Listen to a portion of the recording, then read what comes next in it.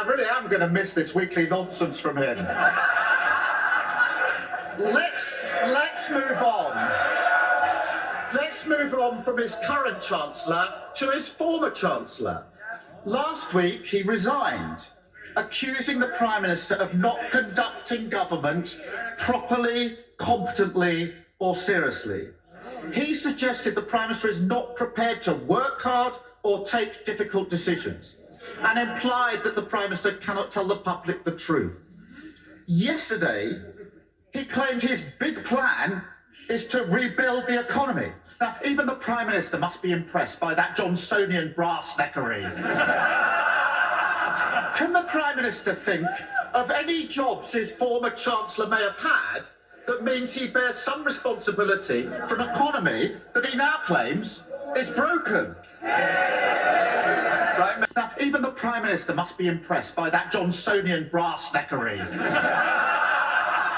Can the Prime Minister think of any jobs his former Chancellor may have had that means he bears some responsibility for an economy that he now claims is broken? Prime Minister. Mr. Speaker, I think everybody who's played a part in the last 3 years has done a remarkable job in helping this country through very difficult times. I just want to say to him, really, Mr. Speaker, the next leader of my party may be elected by acclamation, so it's possible this will be our last confrontation over this. It's possible. So I want to thank him. I want to thank him for the style in which he's conducted himself. I think it'd be fair to say he's been considerably less lethal than many other members of this House. And I'll tell you why that is.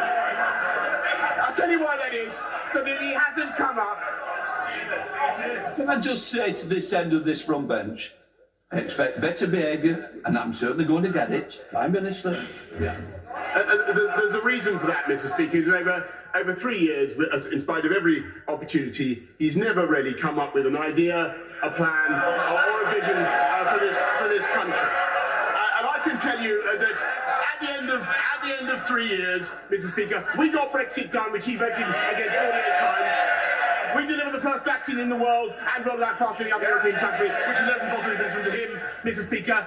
And we played a decisive role in helping to protect the people of Ukraine from the brutal invasion of Vladimir Putin and helped to save Ukraine, Mr. Speaker. And I'm proud to say that we are continuing, and every one of the 8 candidates will continue, with the biggest ever programme of infrastructure, skills and technology across this country to level up in a way that will benefit the constituents of every member of this House, Mr. Speaker.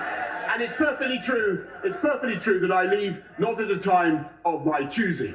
And it's absolutely true. But I am proud of the fantastic teamwork that has been involved in all of those projects, both nationally and internationally, Mr. Speaker. And I'm also proud of the leadership that I have given. And I will be leaving, Mr. Speaker, I will be leaving soon with my head held high.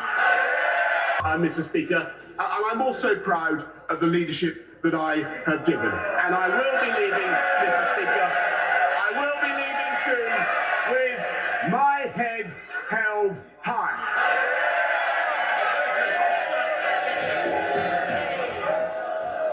The convicted double child rapist and murderer Colin Pitchfork was granted parole last year by the Independent Parole Board in the face of enormous opposition from whistleblowers and my South Leicestershire constituents.